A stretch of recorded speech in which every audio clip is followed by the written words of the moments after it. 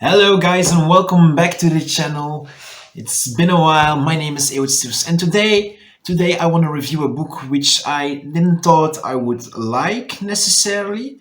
It was more an experiment of buying the book because it was such a hype on the internet and I thought, why are those folks really interested in that book? So anyways, I bought the book and today I can finally review the book The Cruel Prince, made by Holly Black. And oh my god, I might know why the internet hyped about it. Short summary: The Cruel Prince is written by Holly Black, an amazing author. I can tell you that already because I loved the book. I was really surprised by it. Now the story goes actually about two sisters, Jude and Taryn, but the main focus go in this story especially to Jude. Now their parents have been killed by a fairy, namely Maddox, which is also the father of the sisters. Yes, and Maddox took those sisters at a very young age to Elfheim. That's a place, a hidden world where the fairy live in, well, I can't really say in peace because they're quite violent. And that's something that I really like. Maddox, their father, is really an important politic figure, and into the story we really see Jude and Taryn become from really naive to people who really try to survive in that world. And we also see the most focus on Jude, who really becomes a pawn in a much bigger scale of Elfheim. What I really like about the story is obviously it's one of the first real young adult books that I was surprised in it in a good way. There is obviously a love story into the story, and most of the time I don't like love stories because it's really repetitive, it's really predictable, or it's just not any logic. Twilight. Yeah, the arcs were interesting. The characters were definitely interesting enough also too. And I really loved the way of sarcastic points that Holly Black made throughout the story with Jude as the character. I think she did really amazing thing of it. There are also downsides to the story. I mean, it's more, I prefer more world building, and we go to a different world, Elfheim, but I never really had the feeling that I could view it in my mind. It felt a lot of medieval onto. However, the story plays in today's time in the modern world. Now it's in another dimension, you could say. So I mean, it was not. I mean, they live in palaces and all that stuff, but there was not really. I couldn't really visualize the place Elfheim by itself. Maybe that was the point that every reader could fill it in by themselves. But for me, it was a little bit confusing.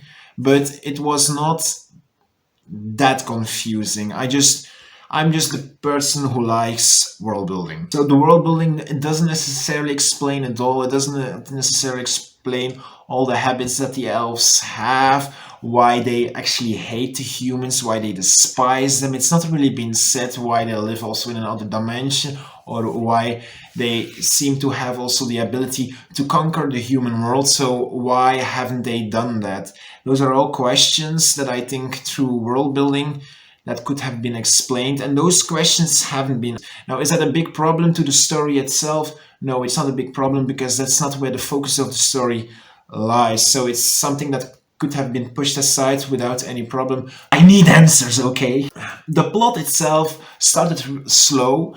However, the first chapter was amazingly done. From the first chapter, I could already say that Holly Black has the sense of drama. The sense that she writes down is amazing. Astonished, especially because it's a young adult. So the plot started slow, but the further you went, the more I got sucked into the story. So that was really something positive. I have the feeling that she got more the grip on it within this book, because it really starts from you see them as children, and at the end of the book they are really more survivors. The twist at the end, oh my god, so good. It was surprising. I never have seen it coming. Mostly it's like, oh, you are the secret heir of this throne, or ha, you are actually the daughter of the queen and king, or I mean, this was not the case. It was the way that Holly Black did it. It was, you could have seen it coming if you were prepared for it, if you knew it.